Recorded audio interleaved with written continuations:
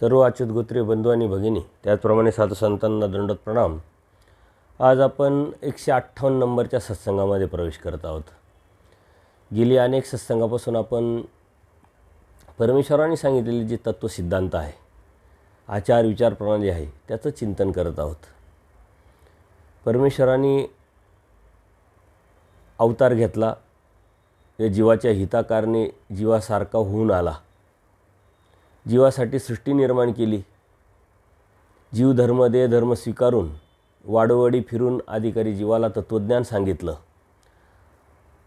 आणि ह्या जीवनमुक्तीचा जो ध्यास आहे, जीवनमुक्तीचा जो विचार आहे, जीवनमुक्तीचा जो आचार आहे, त्याग आहे, तो परमेश्वरांनी ह्या जीवाच्या हितासाठी जीवाला सांगितला आहे. अनंत जन्मात अनंत सृष्टीत परमेश्वरांनी हे जे तत्त्वज्ञान सांगण्याचं कार्य अविरत अखंडितपणे चालू ठेवलं. आजही चालू आहे, उद्याही चालू राहणार आहे. डुळक्याच्या दृष्टांताच्या माध्यमातून परमेश्वरांनी सांगितलं आहे की प्रत्येक जीवाला, प्रत्येक सृष्टीमध्ये हे तत्त्वज्ञान मी सांगत असतो, बोध देत असतो, परंतु हा जीव ते सांडून टाकतो. पण तरीही परमेश्वराचं हे जे कार्य आहे, हा जो प्रयत्न आहे, हे अविरत चालू असतं. एका सृष्टीमध्ये एका जीवाला एकदाच बोध होतो. त्या बोधाचं कार्य परमेश्वराने सांगितल्या नियमाप्रमाणे जर ह्या जीवाने केलं तर मात्र त्याच्या जीवनमुक्तीचा हा जो प्रवास आहे तो थांबतो आणि परमेश्वराच्या आनंदाला हा जीव प्राप्त होतो.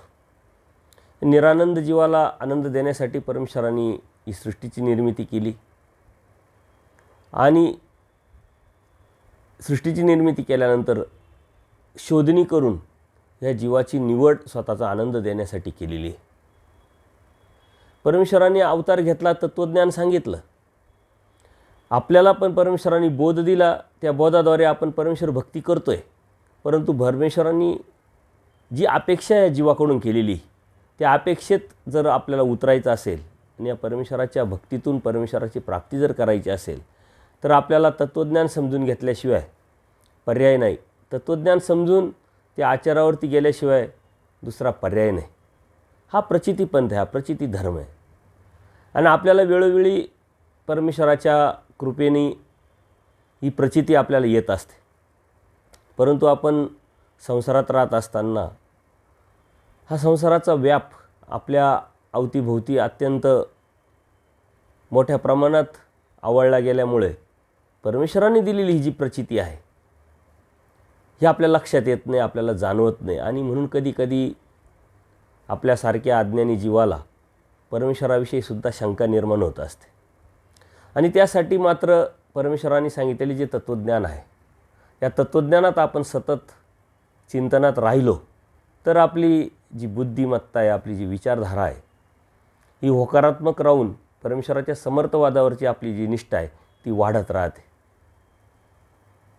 कारण हा जीव अनादि अविद्यायुक्त असल्यामुळं आणि अनंत दोष या जीवामध्ये असल्यामुळं परमेश्वराने सर्व सांगितलं आहे, सर्व दाखवलं आहे, पण तरीही आपली करण्याची हिंमत किंवा प्रवृत्ती का होत नाही, याच्या पाठीमागचे जर कारण आपण शोधले तर आपला फक्त आणि फक्त अप्रयत्न. आणि म्हणून या परमेश्वराने आपल्याला बोध दिला, बोधरूपी स्पर्श केला आहे. तो बोध जर आपल्याला टिकवायचा असेल, वाढवायचा असेल आणि या परमेश्वरापर्यंत जायचं असेल तर आपल्याला तत्त्वज्ञान समजून त्याचं चिंतन करून त्या विचारावरती, त्या आचारावरती आपल्याला जावं लागेल. हे करत असताना परमेश्वराने सर्व सांगितलेलं स्पष्ट आणि पारदर्शक जरी असलं तरी आपल्या धर्मामध्ये जे नामधारक वासनिक वर्ग आहे यांच्यामध्ये, यांच्या मनामध्ये या तत्त्वज्ञानाविषयी एक न्यूनगंड, एक भीती निर्माण झालेली. साधक आपण नाही, आपण त्याग केल्यानंतर आपण आचार करू, ही एक भावना निर्माण झालेली आहे. आणि म्हणून नामधारक वासनिक आचाराविचाराचा किंवा त्यागाचा विचार करताना खूप कमी दिसतो. आणि म्हणून तो न्यूनगंड, ती भीती निर्माण झालेली, ती बाहेर काढावी. आपण एक साधक आहोत, जितकं आपल्याला होईल तितकं आपण केलं पाहिजे. आणि आपल्या जीवनाचा जो ध्यास आहे, जीवनाचं जे ध्येय आहे, हे आपल्याला स्पष्ट आणि पारदर्शक दिसावं, या अनुषंगाने आपण गेली अनेक सत्संग घेतले. परमेश्वराने सांगितले जीव, देवता, प्रपंच आणि परमेश्वर यावरती चिंतन केलं, याचं कार्यकारण स्वरूप लक्षण बघितलं. परमेश्वराने आपल्या ब्रह्मविद्याशास्त्रामध्ये अनंत विषय हाताळले. खरं म्हणजे अष्टपैलू परमेश्वराकडं काय नाही आहे, परमेश्वर सर्वज्ञ आहे, सर्व ज्ञान आहे. जे मोठ्या मोठ्या सायंटिस्ट लोकांना, शास्त्रज्ञांनाही सापडलं नाही आणि लक्षात आलं नाही, अशा कितीतरी बारकावे परमेश्वराने चरित्रामध्ये सांगितले. जर आपण अभ्यास केला तर आपल्याला लक्षात येईल. मग ते जीवशास्त्राच्या विषय असेल, विज्ञानाच्या विषय असेल, अनेक अशा चमत्कारिक गोष्टी आहे का जे विज्ञानसुद्धा अजून शोधू शकलं नाही, ते शास्त्रात सापडतं. आणि शास्त्राची प्रेरणा घेऊन हे सायंटिस्ट लोक याचा शोध घेण्याचा प्रयत्न करत आहे.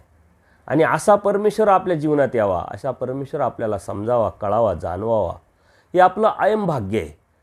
परंतु ते कळूनही ती जाणीव होऊनही जर आपण ती जाणीव वाढवली नाही तर आपल्या जीवनामध्ये या परमेश्वराने दिलेला बोध याचा काही उपयोग होणार नाही आणि होत नाही.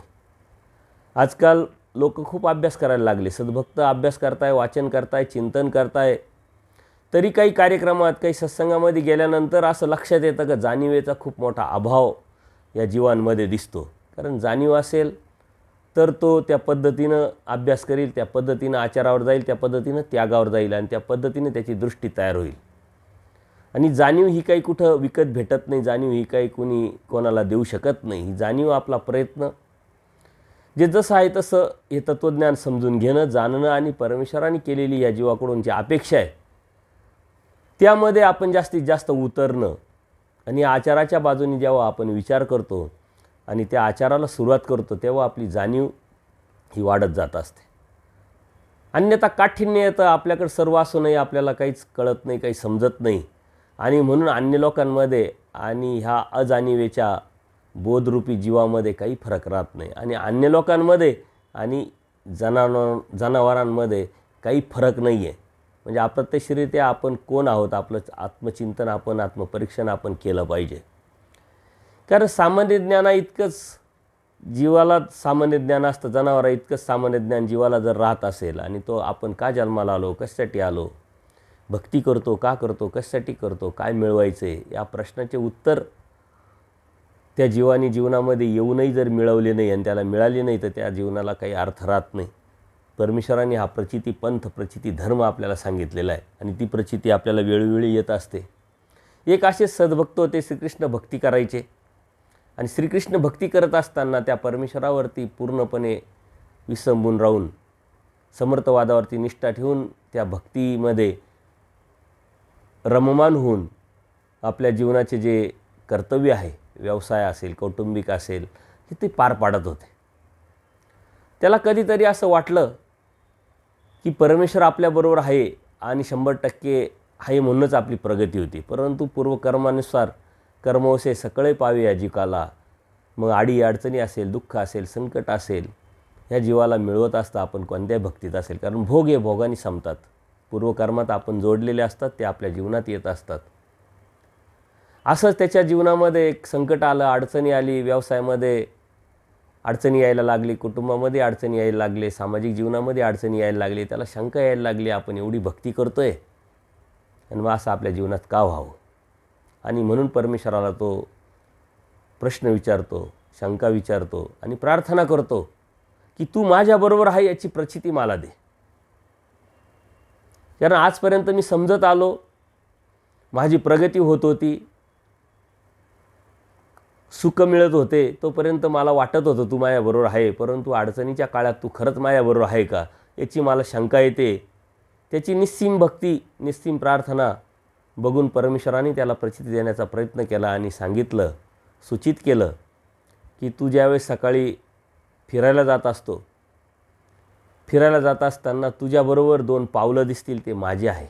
आणि म्हणून मग त्याला उत्सुकता लागली. सकाळी तो फिरायला जातो आणि फिरायला जात असताना त्याच्या पावलांबरोबर 2 पावलं त्याला उमटताना दिसतात. त्याला हायसं वाटतं, बरं वाटतं, होकारात्मक विचार करून त्याच्यामध्ये बळ येतं आणि आलेल्या संकटांना तो तोंड द्यायला सुरुवात करतो. कारण आता परमेश्वर आपल्याबरोबर आहे, मग आता आपल्याला काय अडचण आहे, अशी भावना, आत्मविश्वास त्याच्यामध्ये निर्माण झाल्यामुळं तो संकटांना तोंड द्यायला लागतो. पूर्वकर्मातले संकट त्याला आलेले, भोग आहे त्याला आलेले, पुढे जाऊन ते संकट वाढत राहतात, अडचणी वाढत राहतात आणि खूप मोठं नुकसान त्याला होत असतं. तो विचार करतो असं का व्हावं, देव जर माझ्याबरोबर आहे तर मला या संकटातून बाहेर का पडता येत नाही आहे, का अडचणी येत आहे, असा विचार करत करत तो सकाळी उठतो. आणि ज्या वेळेस तो फिरायला जातो तर तो विचार करत असतो की संकट आले, जेव्हा पैसा होता, सुख होते, सारे नातेवाईक बरोबर होते, मित्रमंडळी बरोबर होते, आजूबाजूचा सारा समाज माझ्याबरोबर होता. आज मला अडचण आली, संकट आले तर माझ्याबरोबर कोणीच नाही, सारं सोडून गेले. सारे सोडून गेले तरी चालेल, सारं जग सोडून गेलं तरी चालेल, पण परमेश्वर माझ्याबरोबर आहे म्हणून मला कोणत्याही प्रकारची भीती नाही, काळजी नाही, असा विचार करून तो फिरायला ज्यावेळेस जातो त्यावेळेस बघतो की दररोजचे जे 2 पावलं स्वतःचे आहे तेच दिसत आहे, बाजूचे जे परमेश्वराचे जे पावलं आहे ते त्याला दिसत नाही आणि त्याला खूप दुःख होतं. आणि त्या दुःखामध्ये तो विचार करतो की देवा, सर्व समाज सोडून गेला, नातेवाईक सोडून गेले, मित्रमंडळी सोडून गेली, मला संकट आले, पण मी असा विचार करत होतो सारं सोडून गेलं तरी चालेल, परंतु तू सोडून जाणार नाही आणि तू सोडून जात नाही म्हणून मला या संकटांची भीती नव्हती. आता तू पण मला सोडून गेला, तुझ्याकडून अशी अपेक्षा नव्हती. त्याला खूप दुःख होतं. प्रार्थना करतो की माझ्याकडून काय चुकी झाली असेल, परमेश्वर भक्तीमध्ये काय राहून गेला असेल. आणि ती प्रार्थना केल्यानंतर मग त्याला सूचित होतं, सूच ते साच, परमेश्वराने सांगितले, सूचित होतं की अरे मी कधीही तुला सोडून जाऊ शकत नाही. तू असा विचारच का केला आणि कसा काय केला? समर्थवादावरची निष्ठा जर तुझी पक्की आहे, तुझा भाव जर शुद्ध आहे, नियत जर शुद्ध आहे, तर तुझ्या मनात ही शंका येणं चुकीचं आहे. ज्यावेळेस तुझे चांगले दिवस होते, सारा समाज तुझ्याबरोबर होता, सारे नातेवाईक तुझ्याबरोबर होते, त्यावेळेस मात्र मी तुझ्याबरोबर होतो ह्याची तुला गॅरंटी वाटली, पण संकटाच्या वेळेस मी तुझ्याबरोबर नाही असं तुला वाटलं, कारण मी तुझ्याबरोबर चालत होतो. आता तुझे संकट आले, तुला अडचणी आल्या,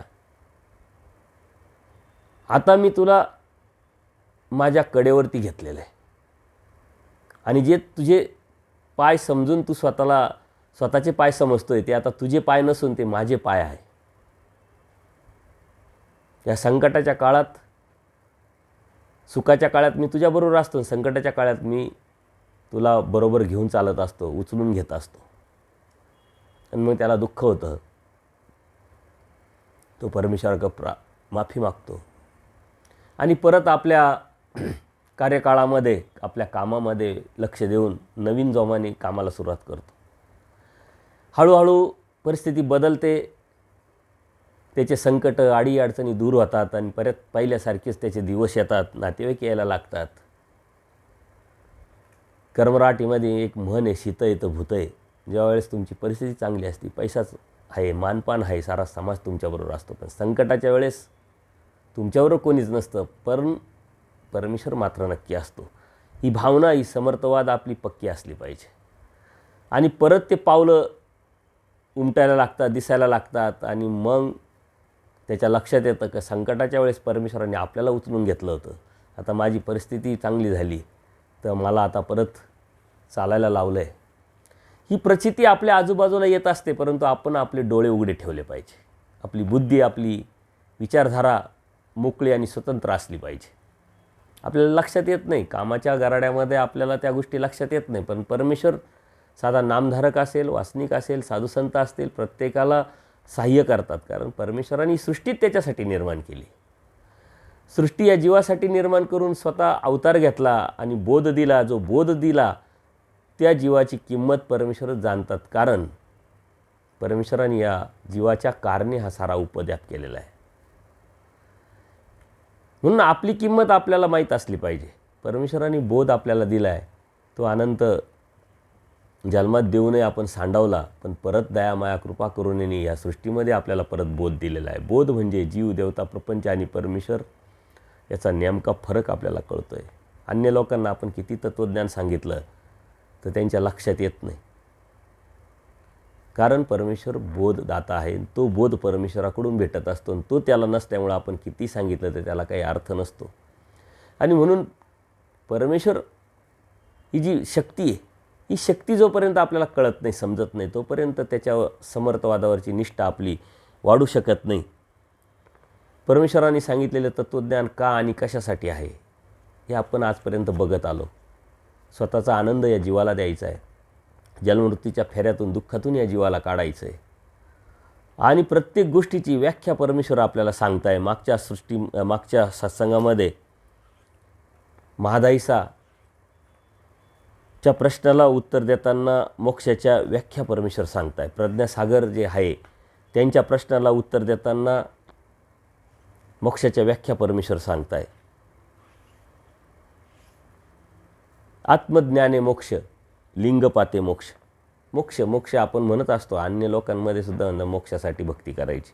पण मोक्ष म्हणजे काय हे कोणाला जर विचारलं तर त्याचं उत्तर कोणालाही सांगता येत नाही. आणि म्हणून परमेश्वरांनी मोक्षाच्या अनेक व्याख्या केल्या. स्वातंत्र्य मोक्ष, ते दास्यमोचक, लिंगपाते मोक्ष, आत्मज्ञाने मोक्ष, अशा अनेक व्याख्या केलेल्या आहेत.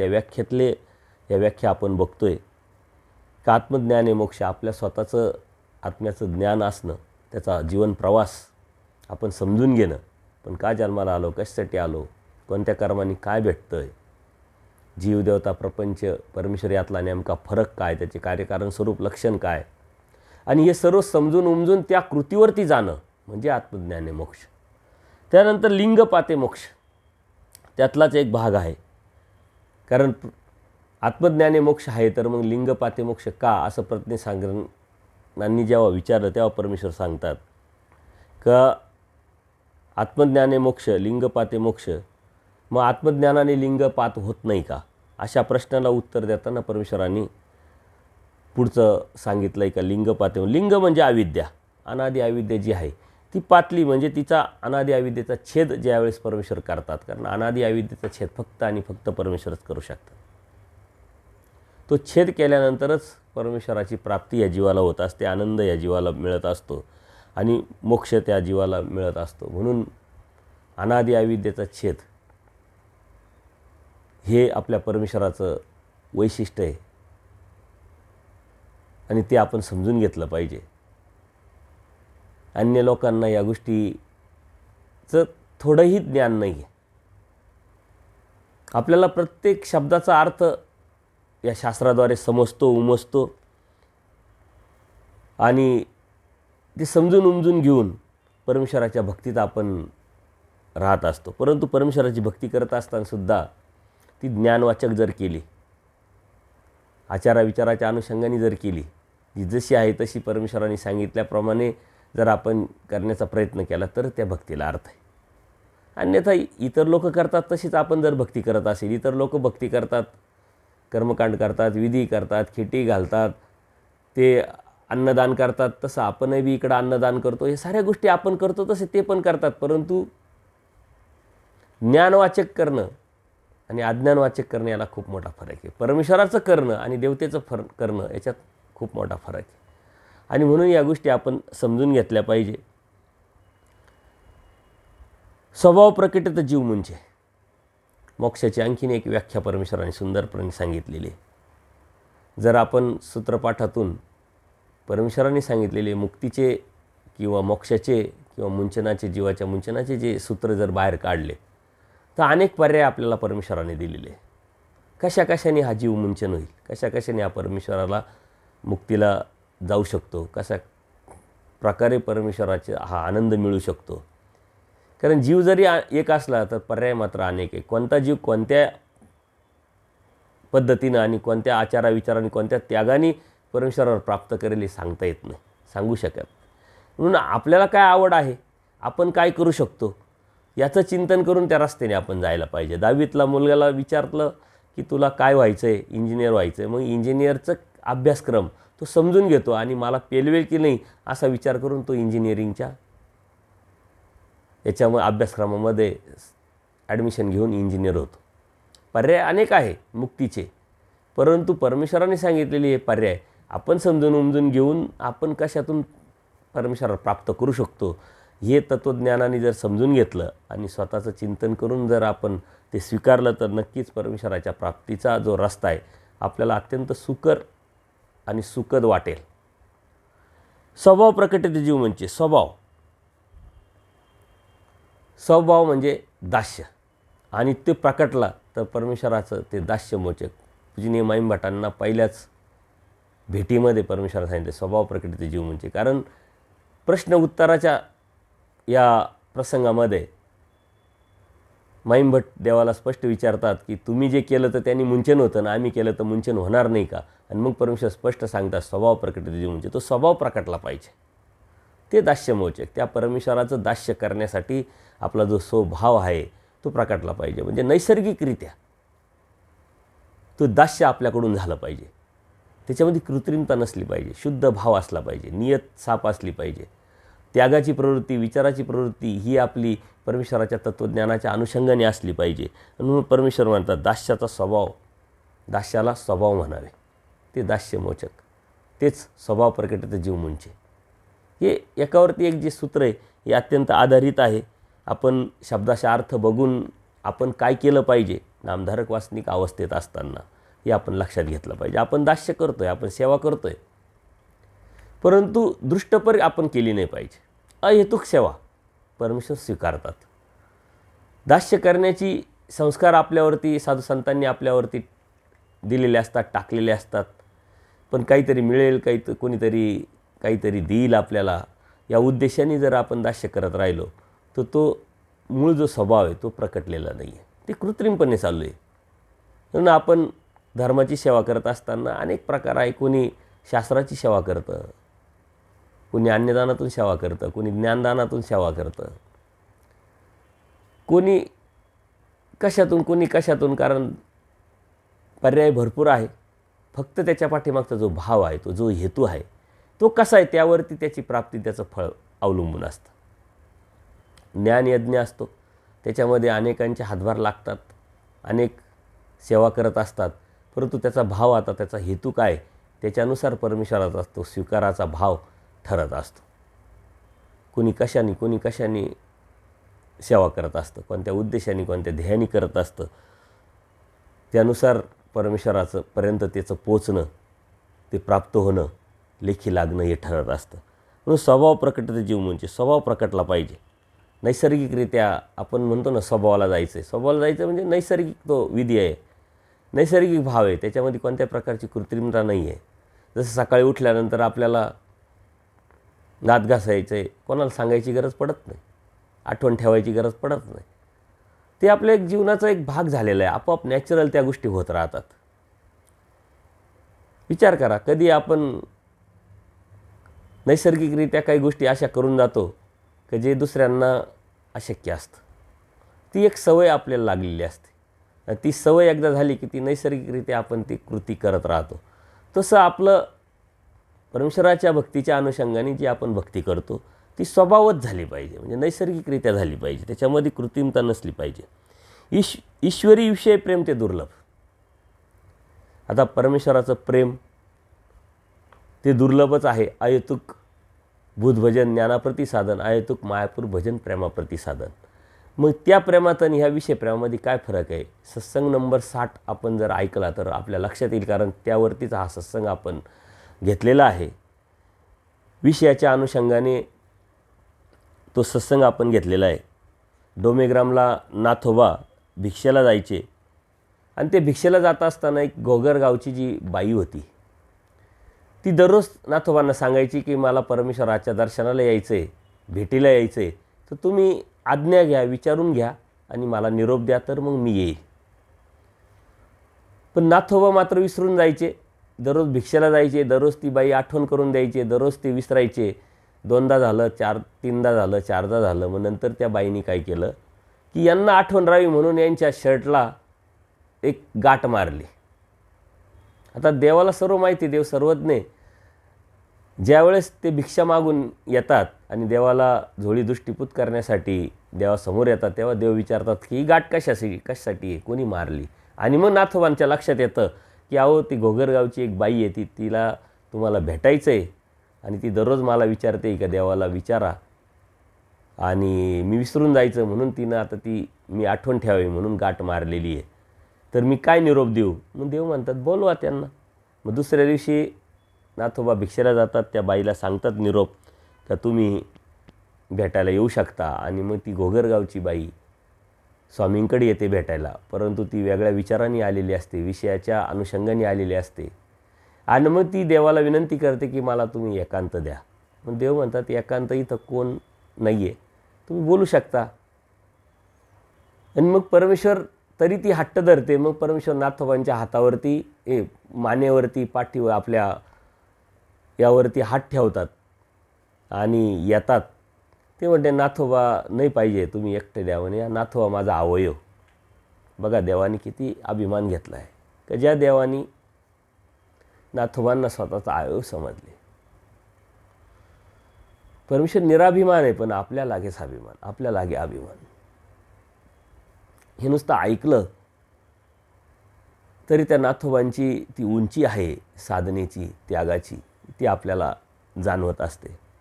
आणि मग त्यावेळेस ते 2 मिनटंच बोलले आणि लगेच परत आल्यानंतर बाईसा त्यांना विचारतात, जी लवकर आला, लगेच आलात. आता बाईसांना वाटतं त्या बाईंनी बोलवलं आहे, काहीतरी निरूपण होईल, काहीतरी सांगणं होईल, काहीतरी ऐकणं होईल, काही प्रश्न उत्तरं होतील, वेळ लागेल. परंतु देव गेले आणि लगेच आले. आणि मग देव सांगतात विषयानंद होता तो परमानंद प्रकटला. म्हणजे विषयाच्या अनुषंगाने ती आली होती, त्याच्यामध्ये परमानंदामध्ये परमेश्वराने तो डायव्हर्ट केला, म्हणजे बदलला. ईश्वराविषयी विषय प्रेम ते दुर्लभ असतं. आणि ते दुर्लभ विषय प्रेम कशाने होते, तर ज्ञानी भक्ताच्या ठिकाणी जीवाला विषयरूप आवडी निर्माण होत असते. आणि ती विषयरूप आवडी मग प्रीतीत, मग प्रेमामध्ये पुढं वाढत जाऊन मग त्या ज्ञानी या भक्ताच्या विषय भावनेनेच जर ती व्यक्ती मरण पावली तर त्या जीवाला ईश्वराच्या ठिकाणी विषय प्रेम निर्माण होत असतं. एखादा जीव आहे तो ज्ञानी भक्ताच्या ठिकाणी जर विषयाच्या अनुषंगाने त्याची आवडी प्रीती निर्माण झाली आणि त्याच तळमळीतून त्याच विरहात जर तो मरण पावला तर पुढच्या वेळेस परमेश्वरच्या ठिकाणी त्याचं विषय प्रेम निर्माण होत असतं.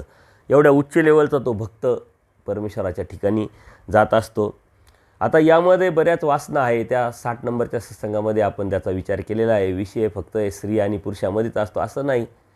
बहिणीचं बी देवावरती ते प्रेम असू शकतं, भावाचं परमेश्वरावरती ते प्रेम असू शकतं.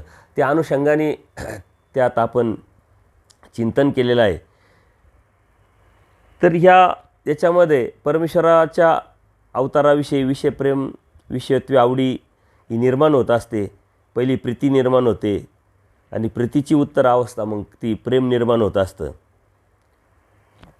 विषय प्रेम भक्त जो आहे तो वियोगी न नुरे, म्हणजे त्याला वियोग सहन होत नाही. त्याला आवडी निर्माण होऊन, प्रेम निर्माण होऊन त्या परमेश्वराजवळच तो राहत असतो. निरंतर त्याला सहवास परमेश्वराचा हवा असतो. ज्याप्रमाणे ओरंगळची हसूबाई असेल, शेंदुरजनीची बाई असेल, त्याप्रमाणे सतत त्या परमेश्वराचं बघत होत्या. जर यदा कदाचित परमेश्वर बाजूला गेले तर ते लगेच बेशुद्ध पडायच्या. आणि म्हणून परमेश्वराने विज्ञान शक्तीद्वारे विज्ञान मूर्ती निर्माण करून या विषयप्रेमी ज्या बाया होत्या त्यांच्या समोर सतत परमेश्वर त्यांना ते दिसायचे. चिरकाळ त्यांना सहवास हवासा वाटायचा, कारण परमेश्वराला नजरेसमोर ते एक क्षणही ठेवू इच्छित नव्हते. आणि त्यांना या निरंतर सहवासामध्ये कधी कंटाळा येत नाही. हे विषय प्रेम याचं लक्षण आहे अत्यंत महत्त्वाचं. ना आवडी जरी निर्माण झाली तर तिला विरोध जरी केला तरी विकृतीमध्ये ती आवडी कधीही बदलत नसते. ती सतत आवडी रूपातच असते. ते आवडीचं पुढं रूपांतर प्रीतीत होतं, मग ते प्रेमात होतं. अशा पद्धतीनं परमेश्वराचा विषय या जीवाला, या भक्ताला भेटत असतो. हो का गा ते काही येरा ते अपजवू न सके. ईश्वराचं विषय प्रेम दुर्लभ आहे म्हटले तर आचार्यांच्या अनुषंगाने परमेश्वरांनी सांगितलेलं आहे की आचार्य ही इतक्या पराकोटीचे उच्च अवस्थेचे भक्त होते. आयतुक मायापूर भजनाने जर परमेश्वराचं प्रेम भेटतंय तर मग विषय प्रेम त्या जीवाला भेटू शकत नाही का. अर्थात भेटू शकतं, असं परमेश्वरांनी आचार्यांना समोर ठेवून हे सूत्र सांगितलेले की ते प्रेमी भक्ताला का भेटणार नाही का, प्रेमी भक्ताला का भेटू शकत नाही का, अशा अनुषंगाने ते त्यांना मिळू शकत नाही का, ते मिळू शकत नाही का, अशा पद्धतीनं हे सूत्र सांगितलेले आचार्यांना समोर ठेवून. कारण प्रेमी भक्त हे विषय प्रेमापर्यंत जाऊ शकतात, तो मिळू शकतात, अर्थात परमेश्वरसुद्धा त्यांना ते देऊ शकतात. भक्ताची थोरी देवोची जाणे, हे सूत्र आपण अनेक वेळा बोलताना सत्संगामध्ये किंवा कुठं गेलो तर ते घेत असतो. कारण समोरच्या व्यक्तीची जी योग्यता आहे ती आपल्याला माहीत नाही, त्याचं अंतर्मन, त्याची शुद्ध भावना, त्याची दृष्टी, त्याची ज्ञानाची खोली, त्याची अवस्था ही आपल्याला माहीत नाही. आणि म्हणून परमेश्वराने ही जी डिग्री आहे किंवा ही जी अधिकार आहे हा परमेश्वराने स्वतःकडे ठेवलेला आहे की भक्ताची थोरी देवच जाणे. दुसरं आपण कोणाची थोरी, कोणाची उंची, लांबी, रुंदी, अवस्था जाणू शकत नाही, समजू शकत नाही.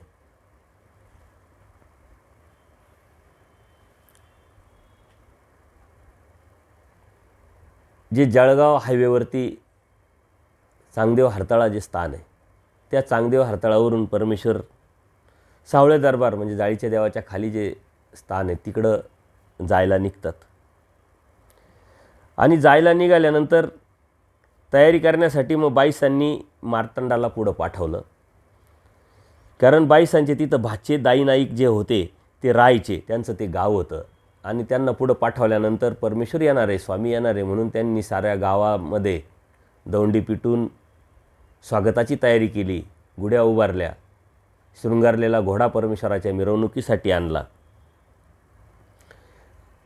आणि स्वामी आल्यानंतर मग वाजत गाजत ती मिरवणूक निघाली. स्वामींना त्या घोड्यावरती बसवलं. घोड्यावरती बसवल्यानंतर देमाईसा नावाच्या ज्या भक्त होत्या त्या थोड्याशा स्थूल होत्या, म्हणून परमेश्वर त्यांना सांगतात तुम्ही पण बसा घोड्यावरती पाठीमागं. आता देमाईसांना विचार पडला की देवाचा जो आदेश आहे तो कसा डावलावा. बरं, डावलता येत नाही आणि देवाच्या पाठीमागं बसावं तरी कसं, बसता येत नाही. म्हणून त्यांनी काय केलं की त्या घोड्यावरती असा हात ठेवला आणि देवाला सांगितलं, देवा मी आता बसल्यासारखे नाही झाले का. जसं आपण मान ठेवतो, कोणत्या तरी नातेवाईकाच्या घरी जातो आपण आणि ते म्हणतात जेवण करा जेवण करा, आपण म्हणतो मी जेवण केलं आहे, मला अजिबात भूक नाही. तेव्हा ते म्हणतात 2 घास खाच, मग आपण मान ठेवण्यासाठी 1-2 घास खातो. अशा पद्धतीनं त्या देमाईसांनी मान ठेवला.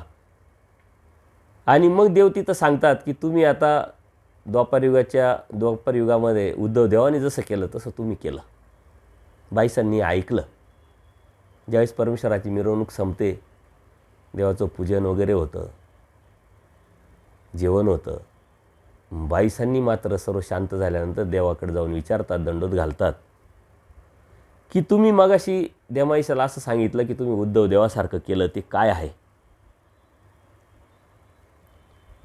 आणि मग परमेश्वराने श्रीकृष्ण महाराजांच्या अवतारातली एक आठवण तिथं सांगितली. ह्या लीळा अशा आपल्याला अत्यंत गरजेच्या आहे, अत्यंत मोठ्या आहे. कारण स्वामी श्री चक्रधर हे श्रीकृष्ण महाराज कसे याचं हे प्रमाण आहे. स्वतःविषयी स्वतः सांगू शकतात, तसं परमेश्वराने स्वतःच्या अवताराविषयी स्वतःविषयीच आठवण सांगितलेली आहे. तर त्यावेळेस कुब्जा नावाची जी भक्त होती, त्या कुब्जा नावाच्या भक्ताने श्रीकृष्ण महाराजांना आणि उद्धव देवाला आपल्या घरी बोलवलं. त्यांच्या पूजनाचा, त्यांच्या जेवणाला विनंती करून त्यांना बोलावल्यानंतर त्यांना आसनं बनवले दोघांना पण. आता कुब्जा काय बोध नव्हता, त्यामुळे त्यांना माहीत नाही की हे परमेश्वर आहे, उद्धवदेव हे जीव आहे.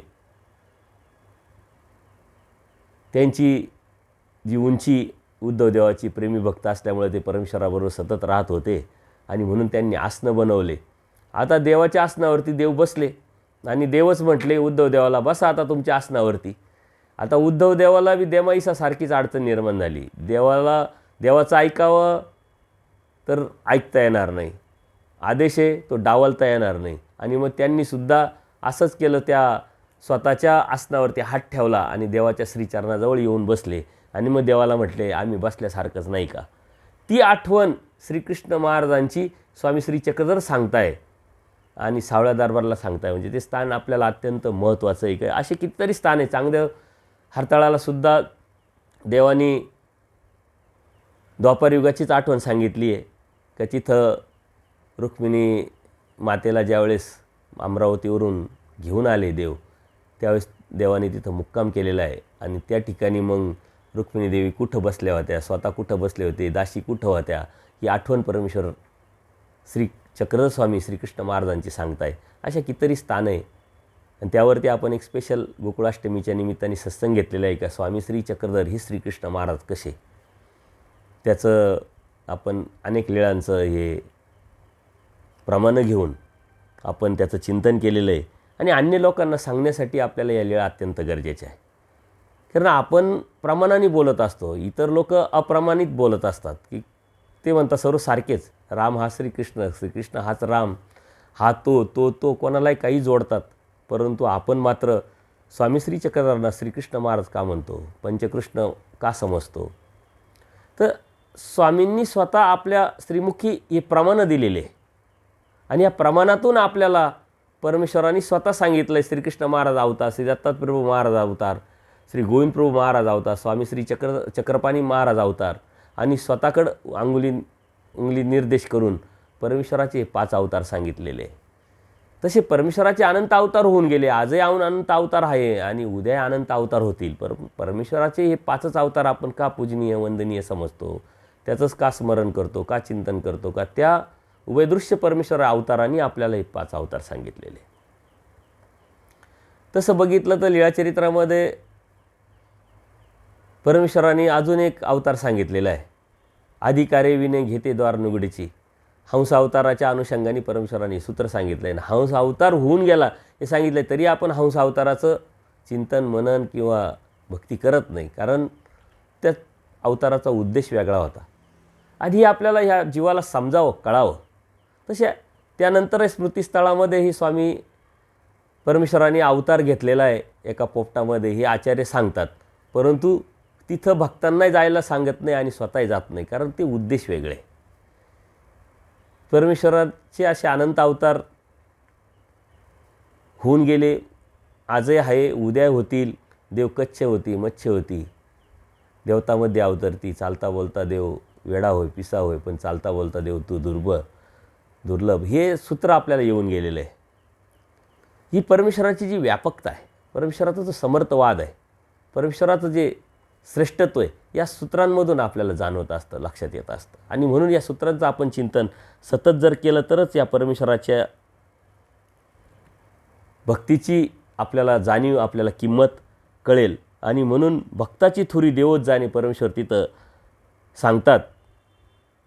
कारण कोणी कोणत्याही भक्ताला कोणालाही परमेश्वर म्हणू शकत नाही. त्यांनी उद्धव देवाला बरोबर ठेवलं, प्रेमी भक्त होते. आणि म्हणून त्या योग्यतेचा कोण आहे ते फक्त आणि फक्त परमेश्वराला समजतं. म्हणून आपण कोणाचीही तुलना कोणाबरोबर करू शकत नाही, कोणाची अवस्था आपण ओळखू शकत नाही. आणि परमेश्वराचं हे तत्त्वज्ञान आहे, हा धर्म आहे, हा समुद्र आहे. कोणत्या तरी एका सूत्रातून, एका वचनातून, एका लीळेतून आपल्याला समजणं ते अशक्य आहे. या समुद्रातला धर्म आपण समजून घेणं आणि आपल्या जीवनामध्ये उतरून परमेश्वराच्या भक्तीपर्यंत जाणं ही आपली कुशलता आहे, व्यावहारिक बुद्धी आपण वापरली पाहिजे. कारण अनेक सूत्राच्या माध्यमातून परमेश्वराची व्यापकता आपल्याला सांगितलेली आहे आणि ती आपल्याला जाणवत पण असते. पण आपण तेवढ्यापुरतं ते घेत असतो आणि पुढं जात असतो. भक्त आपल्या ते देव न म्हणवी. आता भक्ताची उंची एवढी मोठी आहे, परमेश्वर त्याला स्वतःचा विरह देत नाही.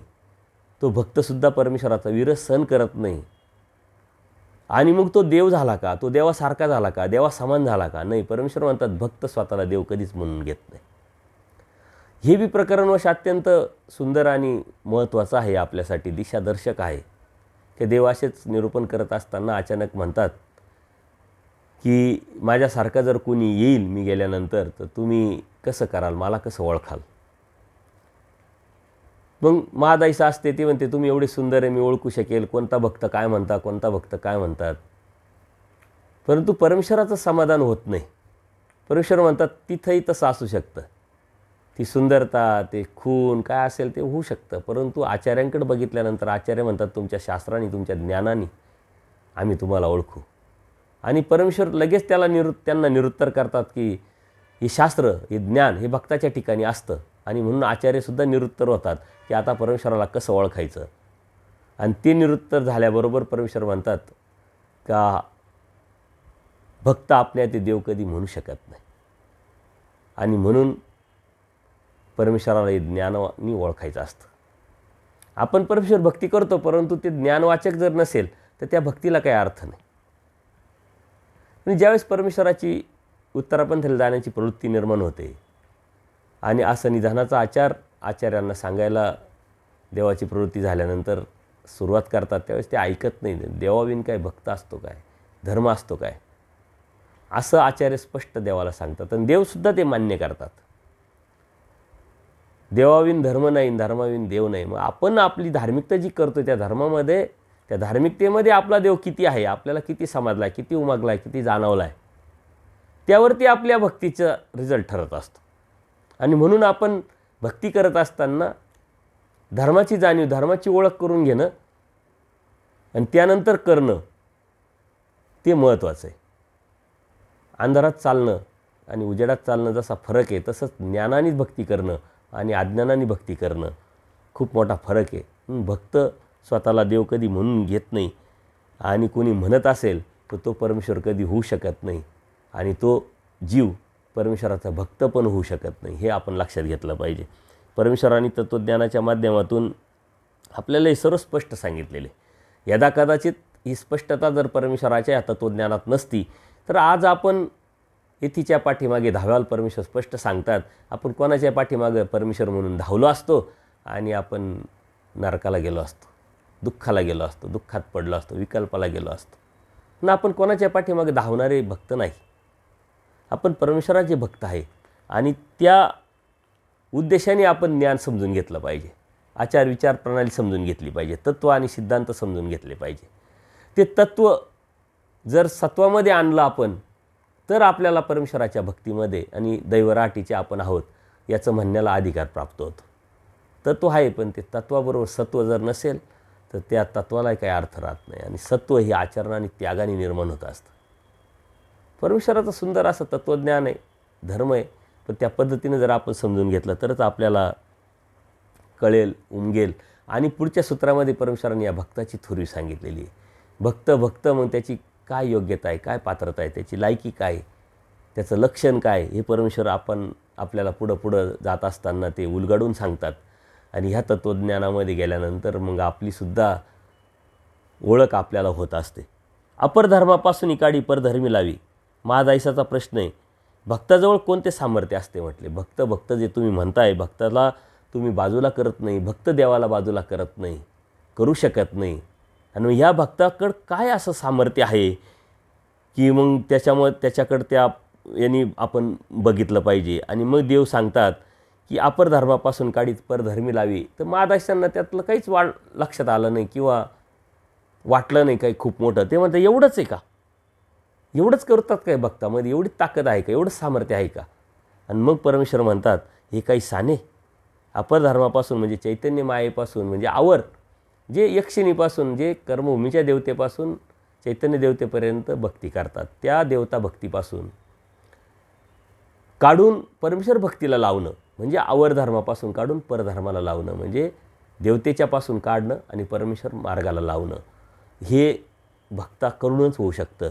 आणि त्या भक्ताची ताकद, त्या भक्तामध्ये हे सामर्थ्य परमेश्वराच्या कृपेने भेटत असतं. आणि ते सामर्थ्य या भक्तामध्ये असतं आणि भक्तच ते करू शकतो किंवा परमेश्वर त्या भक्ताच्या निमित्ताने करतो. कारण भक्त जीवामध्ये ती योग्यता, ती ताकद नसते. बोध आणि बोधशक्ती परमेश्वराकडून, पण परमेश्वर कोणाला निमित्त करतील, कोणाच्या निमित्ताने हे आवरतले जे जीव आहे ते काढून पाराला लावतील,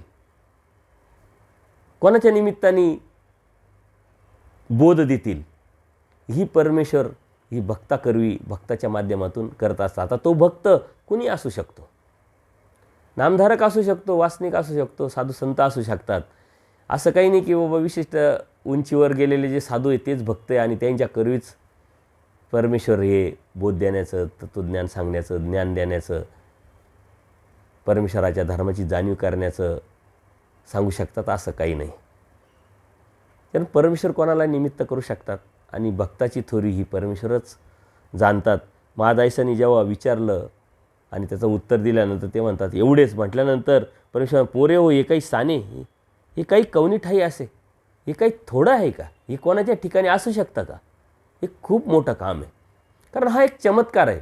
आवर देवतेपासून, देवतेच्या भक्तीपासून काढून परमेश्वराच्या भक्तीला लावणं आणि हा जीव बदलला आहे. देवते भक्तीपासून परमेश्वर भक्तीला लागला आहे म्हणजे त्यांनी त्याच्यामध्ये बदल घडवला आहे.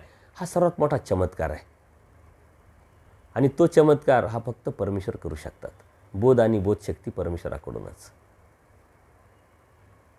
कारण तो देवते भक्तामध्ये देवत्यांनी ती जोडलेली असते. मनामध्ये खूप लोकांच्या शंका असतात आणि म्हणून परमेश्वर म्हणतात जीवाला स्वतःहून ज्ञान कधी संभवत नाही. पूजनीय माईम भट ज्यावेळेस पहिल्या भेटीत आले त्यावेळेस त्यांना प्रश्न विचारल्यानंतर त्यांनी उलट उत्तर दिलं आणि बाईसांकरवी त्यांचं जो दोष आहे, जे बी आड येत होते ते काढल्यानंतर परमेश्वर स्वतः सांगतात जीवाला स्वतःहून ज्ञान कधी संभवत नाही. आणि म्हणून परमेश्वर कोणाकडून तरी कोणाच्या निमित्ताने हे ज्ञान देत असतात, बोध देत असतात.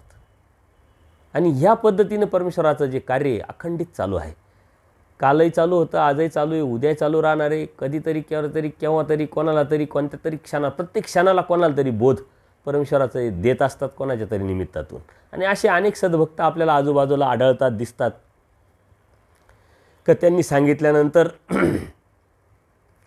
समोरच्या व्यक्तीला पटतं, कळतं, समजतं आणि ते उपदेश घेण्याला, दीक्षा घेण्याला निमित्त ठरतात, दीक्षा घेण्याला प्रवृत्त होतात, तयार होतात.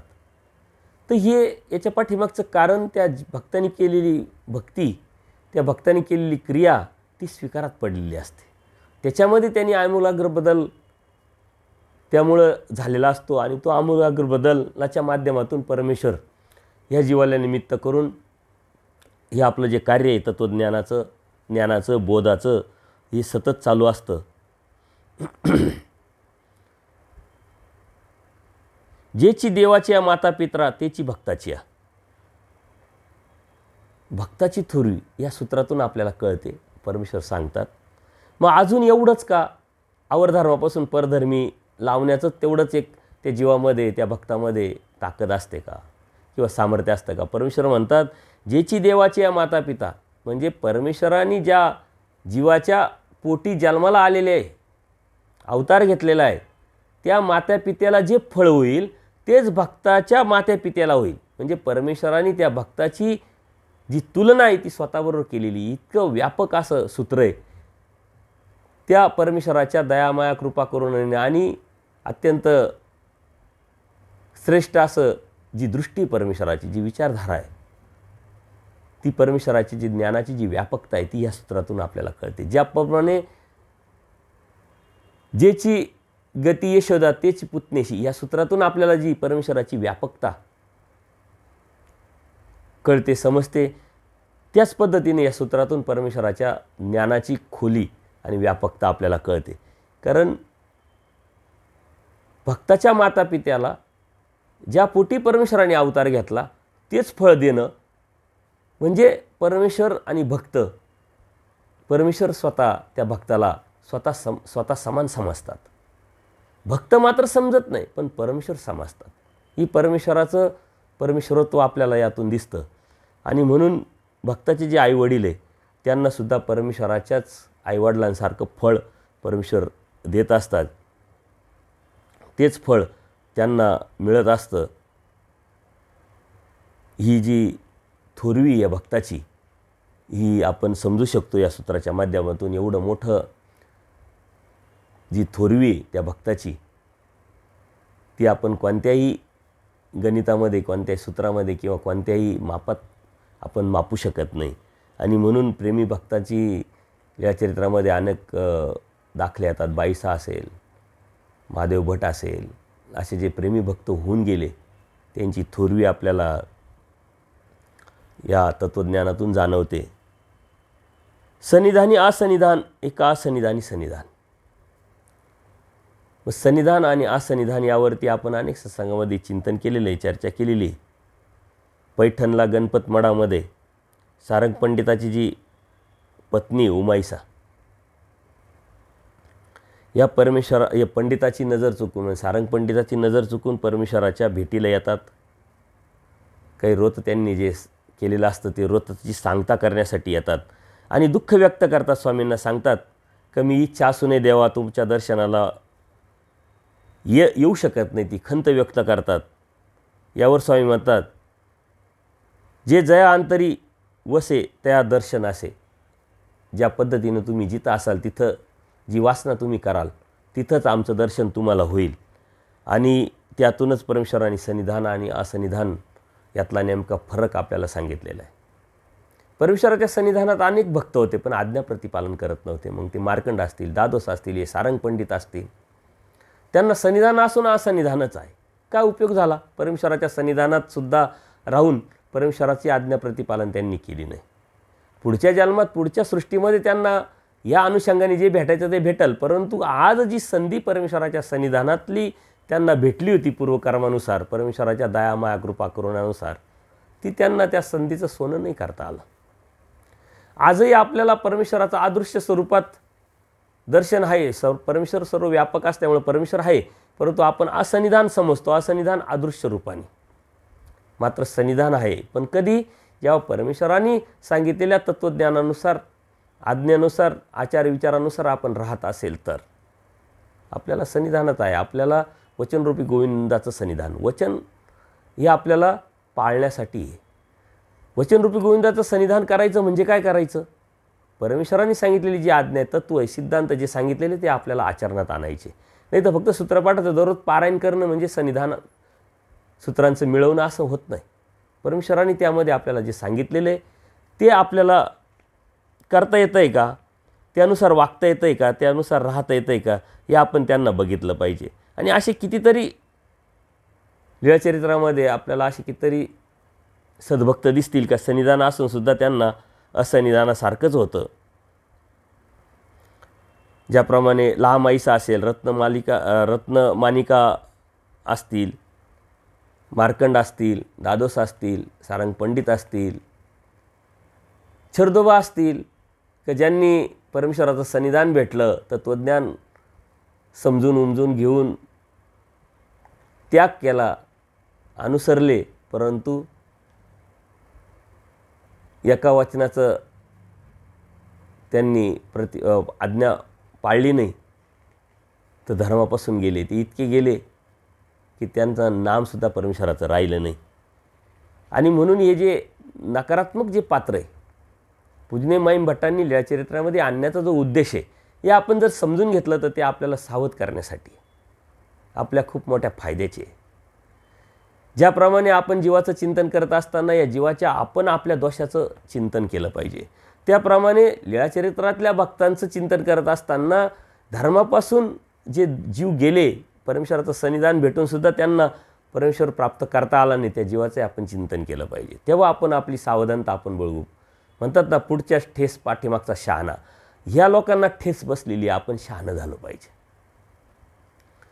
हे जीव धर्मात होते, परमेश्वराच्या सन्निधानात होते, धर्म कळाला, समजला, परमेश्वरांनी बोध दिला, परंतु तरी त्यांना परमेश्वराला प्राप्त का करता आलं नाही, कोणत्या अनुषंगाने, त्यांची काय चुकी झाली, ह्याचं जर चिंतन करून आपण त्या बाबतीत जर आपली सावधानता जर बाळगली तर नक्कीच परमेश्वराच्या या भक्तीमध्ये आपल्याला वृद्धी करता येईल, वाढवता येईल आणि परमेश्वराच्या प्राप्तीपर्यंत आपल्याला जाता येईल. ज्ञानपूज्य ज्ञानरुद्र तो सर्वत्र पूज्य. कारण महादाईसा प्रश्न विचारते की पांडवांचा जो राज सुज्ञ यज्ञात 88,000 ऋषीमुनी आलेले होते, मोठे मोठे ऋषीमुनी येऊनसुद्धा एकाहून एक विद्वान होते ते म्हटले, तर त्यांना सोडून अग्रपूजेचा जो मान आहे शुकदेवालाच का देण्यात आला म्हटले. कारण शुकदेवाचं वय त्यांच्यापेक्षा खूप कमी होतं, परंतु साधनेच्या बाबतीत, अवस्थेच्या बाबतीत ते खूप मोठं होते. आणि म्हणून महादाईसाला एक प्रश्न निर्माण झाला, कारण महादाईसा पुराण वाचून यायच्या, ऐकून यायच्या आणि तेच प्रश्न देवाला विचारून ते समजून घ्यायच्या आणि त्या महादाईसांच्याच माध्यमातून आपल्याला हे तत्त्वज्ञान आपल्याला पर्यंत आलं, आपल्याला खूप मोठा फायदा झालेला आहे. मग शुकदेवाला ते देण्याचं का ठरवलं? मग स्वामी म्हणतात की ज्ञानपूज्य, जे ज्ञानी जे असतात ते पूजनीय असतात. म्हणून आपण साधू संतांचं पूजन का करतो? तर त्यांच्याकडे ज्ञान आहे, त्या ज्ञानानुसार ते आचरण करतात, ते ज्ञान इतर जीवाला सांगतात, त्यांच्या माध्यमातून परमेश्वर इतर जीवाला ज्ञान देतात, बोध देतात त्यांच्या निमित्ताने. म्हणून ज्ञान पूज्य, म्हणून आपण ज्ञानाचं पूजन करतो. आपण साधू संतांचं शरीराचं किंवा व्यक्तिपूजन करत नाही. म्हणून परमेश्वर परमप्रीती करा पण विशिष्ट बुद्धी ठेवू नका. ती विशिष्ट बुद्धीनं आपण पूजन करत नाही आणि केलंही नाही पाहिजे. का तेच परमेश्वर आहे असं समजून आपण जर पूजन केलं तर तो विकल्प घडून आपण परमेश्वर भक्तीपासून जाऊ शकतो, दूर जाऊ शकतो. विशिष्ट बुद्धी ठेवायची नाही. ते परमेश्वराचे साधक आहे, भक्त आहे, त्यांच्या माध्यमातून मला 4 गोष्टी कळाल्या, परमेश्वराचं नाम कळालं, म्हणून परमेश्वराने सांगितलं निमित्त मानीचे. निमित्त मात्र आपल्याला आहे, तेवढ्यापुरतं आपण त्यांना मानलं पाहिजे. विशिष्ट बुद्धी ठेवून त्यांचं भजन पूजन आपण केलं नाही पाहिजे. आणि आजकाल या गोष्टी थोड्याफार प्रमाणात काही ठिकाणी दिसतात, तर ते अज्ञानाचं लक्षण आहे, अन्यथा ज्ञानाचं लक्षण आहे. त्यात आपण सावध राहिलं पाहिजे.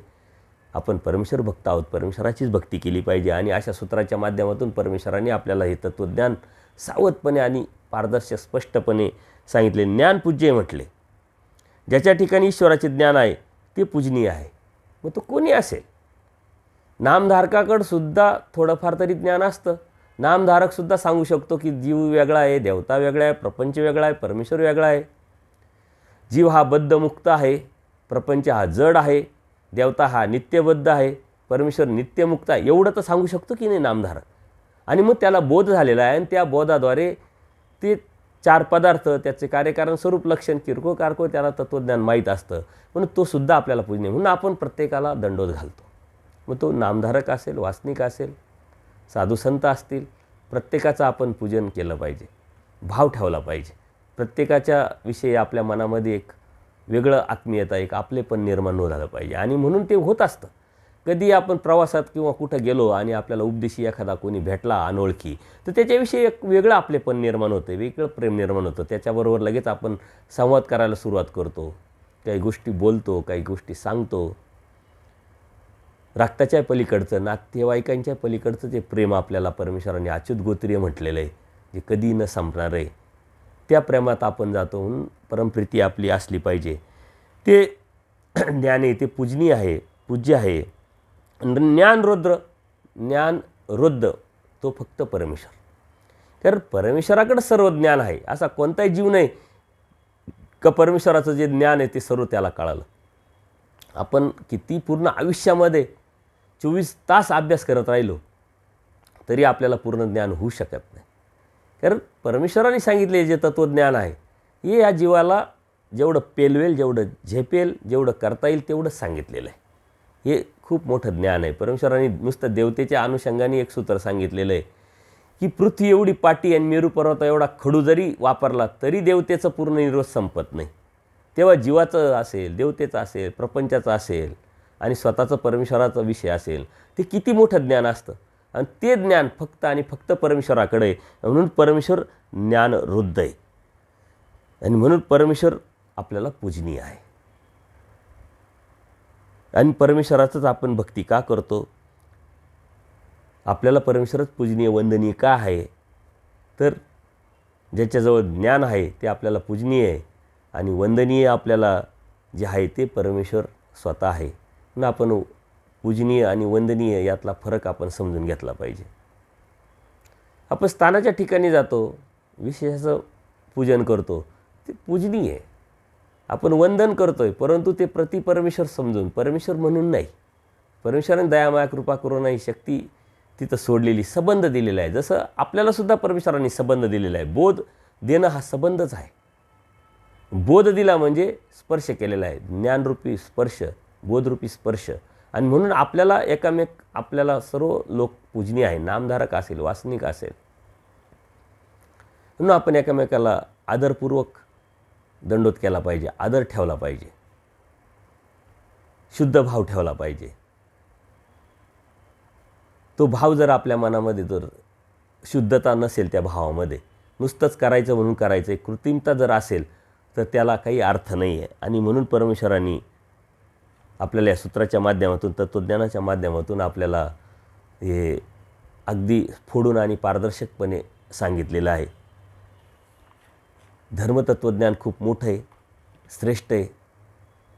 आणि ते श्रेष्ठ तत्त्वज्ञान समजून घ्यायला आपण संशोधनात्मक बुद्धी जर आपली ठेवली, नेमकं वचनाच्या माध्यमातून परमेश्वराला नेमकं सांगायचं काय ते अचूक शोधण्याचा प्रयत्न केला, त्याचं आत्मचिंतन केलं, त्याचं प्रकरणवश काय आहे, त्या अनुषंगाने काही परमेश्वराने दृष्टांत सांगितलेलं आहे का, हे बारकावे जर बघून आपण जर समजून घेतलं तरच ते आपल्याला कळेल आणि समजेल. पण परमेश्वराचं हे तत्त्वज्ञान जितकं श्रेष्ठ आहे तितकं विचारही आपला श्रेष्ठ असला पाहिजे. त्या